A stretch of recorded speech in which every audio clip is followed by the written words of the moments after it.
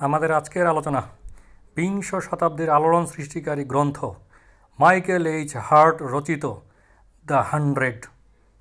বুঝলাম, কিন্তু কে এই মাইকেল এইচ হার্ট? কী তার পরিচয়? কেন তিনি ইতিহাসে বিখ্যাত হয়ে আছেন? মাইকেল এইচ হার্ট একজন আমেরিকান অ্যাস্ট্রোফিজিসিস্ট এবং একজন অথর, একজন লেখক, যিনি ইতিহাসে বিখ্যাত হয়ে আছেন তার বেশ কিছু বই এর কারণে। বর্তমানে তিনি নিউ ইয়র্কে বসবাসকারী একজন আমেরিকান সিটিজেন, 92 বছর বয়স্ক একজন লিভিং লিজেন্ড। তার জীবনের সেরা অর্জন, তিনি এমন একটি গ্রন্থ রচনা করেছেন যা ইতিহাসে বর্তমানে অমর হয়ে রয়েছে। সেই গ্রন্থের নাম the 100, a ranking of the most influential persons in history. মানব ইতিহাসের সবথেকে প্রভাবশালী 100 জন মনীষীদেরকে নিয়ে তার এই জীবনী গ্রন্থ। ইতিহাসের 100 জন বিখ্যাত প্রভাবশালী ব্যক্তিকে তিনি এবং তার গবেষণাকারী দল বিভিন্ন ক্যাটাগরিতে বিভক্ত করে পরীক্ষা নিরীক্ষা করে একটি যথোপযুক্ত আনুক্রমিক অবস্থান নির্ধারণ করেছেন। এই গ্রন্থের শুরু থেকে, অর্থাৎ প্রথম থেকে শেষ পর্যন্ত, 1 থেকে 100 পর্যন্ত ইতিহাসের সবথেকে প্রভাবশালী 100 জন ব্যক্তিত্ব স্থান পেয়েছেন এবং সেই অনুসারে গ্রন্থটির টাইটেল দ্য 100। এই 100 জন প্রভাবশালী ব্যক্তিত্বের মধ্যে স্থান করে নিয়েছেন ইতিহাসের অনেক বিখ্যাত লোক, যাদেরকে আমরা নামে চিনি: রাজনীতিবিদ, অর্থনীতিবিদ, ধর্মীয় নেতা, রিলিজিয়াস স্পিরিচুয়াল লিডার্স, লেখক এবং বিজ্ঞানী সহ বিভিন্ন পেশার লোক।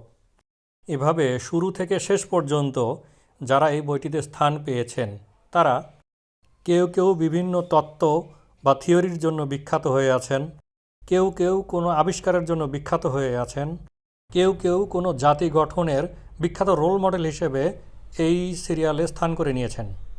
এই 100 জনের নাম নির্বাচনে তিনি তার ব্যক্তিগত পছন্দকে প্রাধান্য দেননি, কারো প্রতি বিরূপ মনোভাব রেখে অথবা কারো প্রতি ব্যক্তিগত ঝোঁক বা অতি আগ্রহের বশবর্তী হয়ে তিনি এই সিরিয়ালটি তৈরি করেননি। যদি সেটা করতেন তাহলে কিন্তু এই বইটি ইতিহাসে এত বিখ্যাত হতো না। যাই হোক, আমাদের আজকের আলোচনা এই বইয়ের একজন চরিত্রকে নিয়ে। বাকি 99 জন চরিত্রকে নিয়ে আমরা আজকের ভিডিওতে তেমন কোনো আলোচনা করব না। সেই একজনকে তা আশা করি এতক্ষণে বুঝতে পারছেন। তিনি আমাদের সকলের প্রিয় বিশ্বনবীর সর্বশেষ প্রেরিত রাসূল মুহাম্মদ রাসূলুল্লাহ সাল্লাল্লাহু আলাইহি ওয়াসাল্লাম, যিনি এই বইয়ে প্রথম স্থান দখল করে আছেন। First boy of the class, class representative, CR যাই বলুন না কেন, তিনি কোন যোগ্যতা বললে ক্লাস রিপ্রেজেন্টেটিভ মনোনীত হয়েছেন, ক্লাসের ফার্স্ট বয় হয়েছেন, সেই বিষয়গুলো নিয়ে আজকের আলোচনা। মাইকেল এইচ হার্ট তিনি কিন্তু নিজে ছিলেন একজন খ্রিস্টান। সেই হিসেবে তার প্রথম পছন্দ হওয়া উচিত ছিল জিসাস ক্রাইস্ট, যিনি কিনা এই তালিকায় 3 নম্বরে রয়েছেন।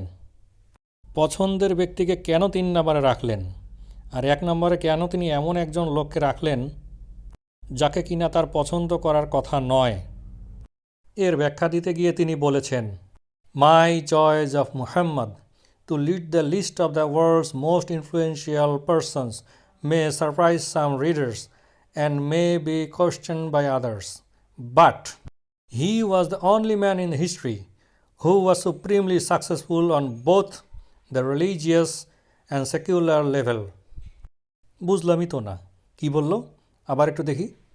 My choice of Muhammad to lead the list of the world's most influential persons may surprise some readers and may be questioned by others, but he was the only man in history who was supremely successful on both the religious and secular level. আচ্ছা, এই বিষয়। যাই হোক প্রিয় দর্শক, মুসলিম হিসেবে আমরা অবশ্যই গর্বিত এজন্য যে আমরা রাসূলুল্লাহ সাল্লাল্লাহু আলাইহি ওয়াসাল্লামের উম্মত এবং তার অনুসারী। আমরা তো অবশ্যই বলবো নিঃসন্দেহে তিনিই ছিলেন ইতিহাসের বেস্ট। কিন্তু একজন নন মুসলিমের মুখ থেকে এই ধরনের কথা শোনা নিঃসন্দেহে গর্বের বিষয়। বিশেষ করে আমরা তো সবসময়ই জানি যে পশ্চিমারা একটু বায়াসড হয়, তাদের জাত্যাভিমান একটু বেশি, তাদের আত্ম অহংকারও একটু বেশি। আর মুসলিম তথা মধ্যপ্রাচ্যের লোকদেরকে তারা একটু অন্যরকম দৃষ্টিভঙ্গিতেই দেখে। আর আফ্রিকানদের তো পাত্তাই নেই, সাদা চামড়ার অহংকার, হোয়াইট ম্যানস বার্ডেন। তো এই পরিমাণ অহংকার নিয়ে যখন কোনো একজন হোয়াইট ম্যান, মধ্যপ্রাচ্যের কোনো একজন আরব নেতা, মরুভূমির কোনো এক প্রান্তে যার জন্ম এবং বেড়ে ওঠা, যাকে তার সমগোত্রীয় অন্যান্য পশ্চিমারা চেনে একজন যুদ্ধবাজ নেতা হিসেবে, তাকে কোন বিবেচনায়, কিভাবে, কেন তিনি তার এই সিরিয়ালের প্রথম স্থানে রেখেছেন? ভাবনার বিষয়, চিন্তার বিষয়। তাকে তিনি রিলিজিয়াস লিডার হিসেবেও সাকসেসফুল বলেছেন, আবার সেকুলারিজমের ক্ষেত্রেও একজন সাকসেসফুল লিডার হিসেবে বিবেচনা করেছেন। কেন ভাই, কেন? তিনি কি ঘুষ খেয়েছিলেন আরবদের কাছ থেকে? আরবের শেখরা তো অনেক কোটিপতি, তেলের রাজা। নিশ্চয়ই তার সাথে তাদের কোনো চুক্তি হয়েছিল, নিশ্চয়ই তিনি তাদের কাছ থেকে মোটা অঙ্কের টাকা নিয়েছিলেন। এভাবে ভেবেই আমরা শান্তি পাই। কিন্তু দুঃখের বিষয়, তিনি এত কিছু ভাবেননি। তিনি প্রথমে কিছু মানদণ্ড ফিক্স করেছিলেন, কিছু ক্রাইটেরিয়া সেট করেছিলেন। এরপর তার এই মানদণ্ড বা ক্রাইটেরিয়ার মধ্যে তিনি ইতিহাসের এই বিভিন্ন ব্যক্তিদেরকে ছাঁচে ফেলেছেন, ক্যাটাগরিতে বিভক্ত করেছেন। এরপর এক একটি নিক্তিতে তাদেরকে মার্কিং করেছেন, নম্বর দিয়েছেন। বিষয়টা অনেকটা অলরাউন্ডারের মতো। ক্রিকেটে অলরাউন্ডাররা সবসময়ই এগিয়ে থাকে। কেন? তারা কোনো বিষয়েই এক্সপার্ট নয়, আবার তারা সব কিছুই কিছু না কিছু পারে। তারা ব্যাটিংটাও ভালো করে, বোলিংটাও মোটামুটি, আবার ফিল্ডিংয়েও অন্যদের থেকে এগিয়ে। এইভাবে সে প্রায় প্রতিটি সেক্টরে কিছু না কিছু করে নম্বর নিতে নিতে দেখা যায় যে কোনো এক সময় সে সবাইকে ছাড়িয়ে একেবারে উপরে চলে এসেছে। দ্য 100 বইটিতে অন্যান্য যে ক্যারেক্টারগুলো রয়েছে তাদের প্রত্যেকেই ইন্ডিভিজুয়ালি সাকসেসফুল তাদের নিজ নিজ জগতে। যিনি সায়েন্টিস্ট, তাকে সায়েন্টিফিক ব্যাকগ্রাউন্ড থেকেই তুলনা করা হয়েছে। যিনি অর্থনীতিবিদ, তাকে ইকোনমিক ব্যাকগ্রাউন্ড থেকেই পরিমাপ করা হয়েছে। তার কোনো রাজনৈতিক অথবা ধর্মীয় অবদান কিন্তু নেই। যিনি সমরবিদ, যুদ্ধে অভিজ্ঞ, তাকে কিন্তু ওই ক্যাটাগরিতেই এগিয়ে রাখা হয়েছে। এবার আপনারা বলেন প্রিয় দর্শক, আশা করি অনেকটাই বুঝতে পেরেছেন যে আমাদের রাসূলুল্লাহ সাল্লাল্লাহু আলাইহি ওয়াসাল্লাম কীভাবে 1 নম্বরে এলেন। এই যে এতগুলো ফিল্ড নিয়ে আলোচনা করলাম, এতগুলো ফিল্ড নিয়ে কথা বললাম, এর সব কিছুতেই কিন্তু তিনি কিছু না কিছু করে মার্কস পেয়েছেন। আর সবচেয়ে বড় পরিচয়, তিনি একজন ধর্মীয় নেতা, স্পিরিচুয়াল লিডার, রিলিজিয়াস লিডার। সেখানে তিনি নিঃসন্দেহে এগিয়ে আছেন। এরপর তিনি ছিলেন একজন সফল রাষ্ট্রপ্রধান, এরপর তিনি ছিলেন একজন বিশিষ্ট অর্থনীতিবিদ, এরপর তিনি ছিলেন একজন যোদ্ধা, যিনি নিজের হাতে নিজের অস্ত্র দিয়ে যুদ্ধ করেছেন। বিশ্বের ইতিহাসে কয়জন রাষ্ট্রনায়ককে আপনি চেনেন যে নিজের হাতে যুদ্ধ করেছে? এরপর তিনি ছিলেন একজন বিজ্ঞানী। কি অবাক হচ্ছেন? রাসূলুল্লাহ সাল্লাল্লাহু আলাইহি সাল্লাম আবার কবে বিজ্ঞানী হলেন? এটা আমাদের কাছে মুসলমান হিসেবে আশ্চর্য লাগতেই পারে, কারণ আমরা জানি যে আল কোরআন রাসূলুল্লাহ সাল্লাল্লাহু আলাইহি ওয়াসাল্লামের রচিত কোনো কিতাব নয়, এটি তার রচিত কোনো গ্রন্থ নয়। কিন্তু যারা অমুসলিম, যারা বিশ্বাস করে না যে তিনি একজন রাসূল ছিলেন, আল্লাহর প্রেরিত একজন নবী ছিলেন, তারা কি মনে করে?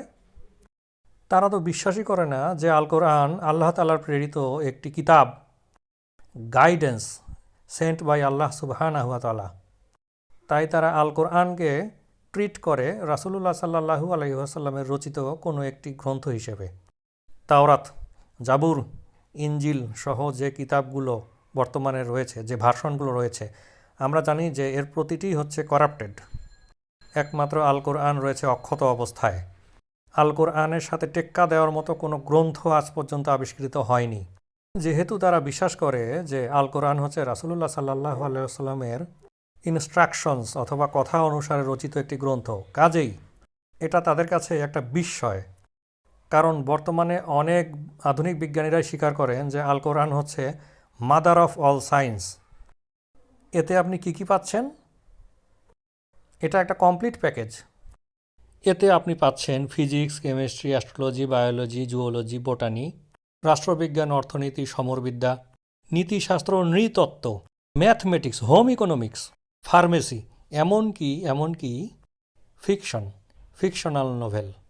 এ কারণে বলা হয় যে যারা আল কোরআন স্টাডি করে তারা মোটামুটি সবগুলো সাবজেক্ট সম্পর্কেই জানতে পারে। দুঃখের বিষয় এটুকুই যে আমরা আল কোরআন কেউ বুঝে পড়ি না, মুখস্থ করি, মুখস্থ। অথচ একাদশ এবং দ্বাদশ শতকে আল কোরআন স্টাডি করে অসংখ্য অমুসলমান বৈজ্ঞানিক যুগান্তকারী আবিষ্কার করে ফেলেছেন। অথচ আমরা একে শুধু মুখস্থই করে গেলাম, মনে হচ্ছে এটি যেন একটি মুখস্থ করার মতোই কেবল বই। যাই হোক, এ কারণেই অমুসলিমদের জন্য আল কোরআন একটি বিস্ময় এবং রাসূলুল্লাহ সাল্লাল্লাহু আলাইহি ওয়াসাল্লামও একজন বিস্ময়কর চরিত্র। কারণ আল কোরআনের মতো একটি গ্রন্থ তার মতো একজন মানুষ রচনা করেছেন। তার মানে কি? তার মানে তিনি এই পৃথিবীর শ্রেষ্ঠ বিজ্ঞানী, ইতিহাসের শ্রেষ্ঠ বিজ্ঞানী। যাই হোক, আমরা জানি যে তিনি তা নন, তিনি হচ্ছেন আল্লাহ তাআলার প্রেরিত সর্বশেষ নবী এবং রাসূল। তো এইভাবে একজন মিস্টার পারফেকশনিস্ট হিসেবে, একজন দুর্দান্ত অলরাউন্ডার হিসেবে আমাদের প্রিয় নবী রাসূলুল্লাহ সাল্লাল্লাহু আলাইহি ওয়াসাল্লাম প্রতিটি ফিল্ডেই দুর্দান্ত পারফর্ম করেছেন। এবং মাইকেল এইচ হার্ট আনঅফিশিয়ালি স্বীকার করতে বাধ্য হয়েছিলেন যে তিনি কোনোভাবেই ব্যক্তিগত ইন্টেনশনে রাসূলুল্লাহ সাল্লাল্লাহু আলাইহি ওয়াসাল্লামকে এক নম্বরে রাখতে চাননি। কিন্তু তার কিছুই করার ছিল না, কারণ তিনি ছিলেন অসহায়। He had to be honest, he had to be neutral. তো যাই হোক দর্শক, এই বিখ্যাত বইটিতে অন্যান্য যে ক্যারেক্টারগুলো আছে তাদের প্রায় প্রত্যেকেরই নাম আপনারা জানেন। দ্বিতীয় অবস্থানে রয়েছেন আইজাক নিউটন, তৃতীয় অবস্থানে রয়েছেন জিসাস খ্রাইস্ট, হজরত ঈসা আলাইহি ওয়াসাল্লাম, চতুর্থ গৌতম বুদ্ধ, পঞ্চম কনফুসিয়াস, ষষ্ঠ পল দ্য অ্যাপোস্টেল, খ্রিস্টানরা তাকে চেনে সেন্ট পল নামে, সপ্তম অবস্থানে কাই লুন, অষ্টম জোহান্নেস গুটেনবার্গ, নবম ক্রিস্টোফার কলম্বাস, দশম আলবার্ট আইনস্টাইন। তো যাই হোক, ইসলামী ধর্মীয় ব্যক্তিত্বদের মধ্যে বাকিদের মধ্যে উল্লেখযোগ্য রয়েছেন 15 নম্বরে হজরত মূসা আলাইহি ওয়াসাল্লাম, 52 নম্বরে হজরত ওমর ইবনে আল খাত্তাব। দর্শক, আগ্রহ নিয়ে অন্যান্য মনীষীদের নাম আপনারা দেখে নেবেন, যারা রাসূল সাল্লাল্লাহু আলাইহি ওয়াসাল্লামকে প্রেরিত নবী এবং রাসূল হিসেবে স্বীকার করে না, তাদের জন্য সূরা ইয়াসিনে আল্লাহ তাআলা বলেন, ইন্নাকা লামিনাল মুরসালিন, নিশ্চয়ই আপনি রাসূলদের অন্তর্ভুক্ত, আলা সিরাতিম মুস্তাকিম, সরল পথে প্রতিষ্ঠিত, তানজিল আল আজিজির রাহিম, আল কোরআন নাজিল করা হয়েছে পরম করুণাময় আল্লাহ তাআলার নিকট থেকে, লিতুনজিরা কওমাম মা উনজিরা আবাহুম ফাহুম গাফিলুন, যাতে আপনি সতর্ক করতে পারেন এমন এক জাতিকে যাদের পিতৃপুরুষদের সতর্ক করা হয়নি, যারা ছিল গাফিল। গাফিলুন অর্থ গাফিল, অসতর্ক। কওমাম মা উনজিরা, এমন একটি কওম যাদের সতর্ক করা হয়নি। আবাউহুম, পিতৃপুরুষদের। সুতরাং প্রিয় দর্শক, আরবরা ছিল এমন একটি জাতি যাদেরকে ইতপূর্বে আল্লাহ তাআলা কোনো নবী প্রেরণ করেননি। তাই রাসূলুল্লাহ সাল্লাল্লাহু আলাইহি ওয়াসাল্লামকে আরব জাতির নিকট প্রেরণ করে আল্লাহ তাআলা তার প্রতিশ্রুতি পূরণ করেন। এবং যেহেতু রাসূলুল্লাহ সাল্লাল্লাহু আলাইহি ওয়াসাল্লাম ছিলেন সর্বশেষ নবী এবং তিনি প্রেরিত হয়েছিলেন বিশ্বের সকল জাতিকে সতর্ক করার জন্য, কাজেই আরব ব্যতীত যদি অন্য কোনো জাতি থেকেও থাকে যাদের নিকট ইতপূর্বে আল্লাহ তাআলা আর অন্য কোনো নবীকে প্রেরণ করেননি, রাসূলুল্লাহ সাল্লাল্লাহু আলাইহি ওয়াসাল্লামকে প্রেরণের মাধ্যমে আল্লাহ তাআলা সকল জাতি, সকল কওমের নিকট তার প্রতিশ্রুতি সম্পূর্ণ করেন। আজকের আলোচনা এ পর্যন্তই, আগামী পর্বে আবার দেখা হবে ইনশাআল্লাহ।